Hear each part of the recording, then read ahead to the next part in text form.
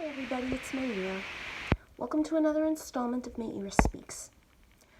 One of the reasons that I write and I speak and I do videos like this one is that I want to make sure that my face is seen and my voice is heard.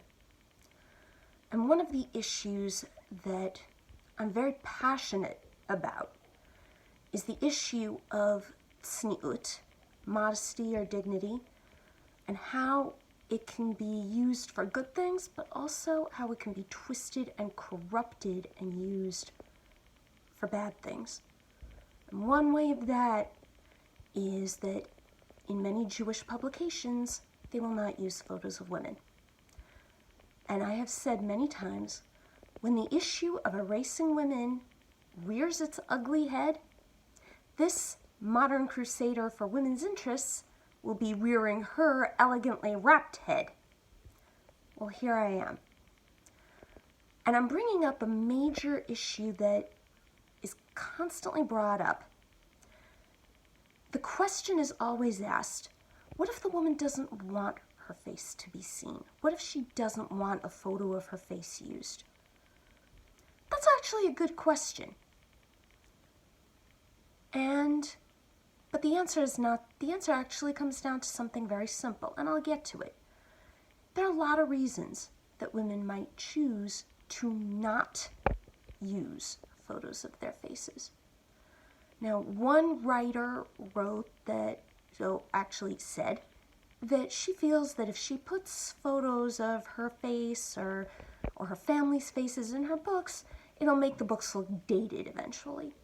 Now, I don't agree with that reason. I happen to think that the right photos make the book that much more relatable, and it's easier to connect with it.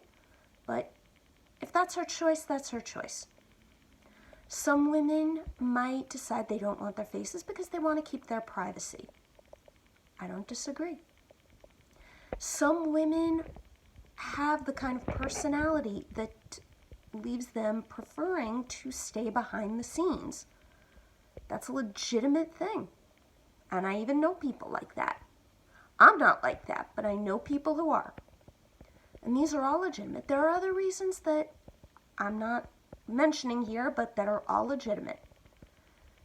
However, no matter what the stated reason might be, it all boils down to one very simple question. Did the woman have the option of using a photo of her face with no arguments and no excuses? If the answer to that question is not an unequivocal yes, then that's where the problem is. Because all of the stated reasons in the world really don't mean much. It just means that she was never making a choice in the first place. A choice means you have more than one viable option. If a woman is making a choice to not use her photo, she can't be making the choice if she doesn't have the option of using her photo.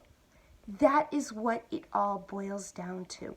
And when she doesn't have the option of using her photo, that is wrong. It is dehumanizing for the women. It is infantilizing for the men. It has no basis in halacha or Masorah. It is unhealthy and dangerous for a lot of other reasons, not the least of which being that it makes a chilul Hashem. It is a desecration of God's name when people take halacha and use it to twist, and they twist it and corrupt it and use it to harm people. Not good. So like I said, when the issue of erasing women rears its ugly head, this modern crusader for women's interests is going to be rearing her elegantly wrapped head. And by the way, I didn't invent the name Modern Crusader for Women's Interests. A letter writer called me that, and he was using it as an insult. I wear it as a badge of pride. Viewers, please remember, man or woman, boy or girl, no matter who you are, you deserve to be seen and heard. Remember that. Thank you.